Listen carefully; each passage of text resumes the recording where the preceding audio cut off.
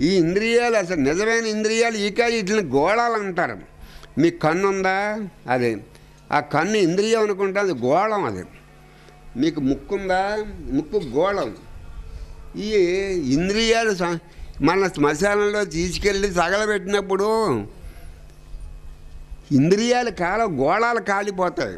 మన కళ్ళు కాలిపోతాయి. మన ముక్కు ఎంత అందంగా ఉన్నా అందమైన ముక్కు కాలిపోతుంది. కొంతమంది ముక్కులు బాగానే ఉంటాయి, కొంతమందికి ముక్కులు చాలా అందమైన ముక్కులు ఉంటాయి. మరి ముక్కులు ఎంత బాగున్నా, కళ్ళు ఎంత బాగున్నప్పటికీ కొంతమంది కళ్ళు చాలా అందంగా ఉంటాయి. అది ఎంత అందమైన కళ్ళు అయినప్పటికీ ఇవన్నీ కూడా ఎక్కడ, ఇవన్నీ శ్మశానంలో కాలిపోతాయి. తర్వాత మన భౌతిక ఉదయం ఫిజికల్ హార్ట్ కూడా కాలిపోతుంది. కానీ స్పిరిచువల్ హార్ట్ అనేది మన శరీరంలో భాగం కాదు కాబట్టి అది కాలదు. శరీరంలో భాగం అంతా కాలిపోతాయి. ఈ కళ్ళు, ఈ చెవులు ఇవన్నీ గోళాలు.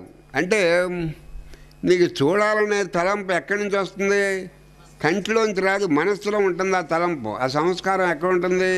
నీకు టీవీ చూడాలనే తలంపు ఎక్కడి నుంచి వస్తుంది? మనస్సులో తలంపు పడుతుంది, అప్పుడు కన్ను చూస్తుంది. అంటే కన్నుకి సంబంధించిన ఇంద్రియం ఎక్కడ? మనస్సులో ఉంటాయి. ఇంద్రియాలన్నీ మనస్సులోనే ఉంటాయి. ఆ మనస్సు కాలే వరకు ఇంద్రియాలు నిన్ను తరుముతానే ఉంటాయి. ఈ గోళాలు ఇంద్రియాలు కాలవు.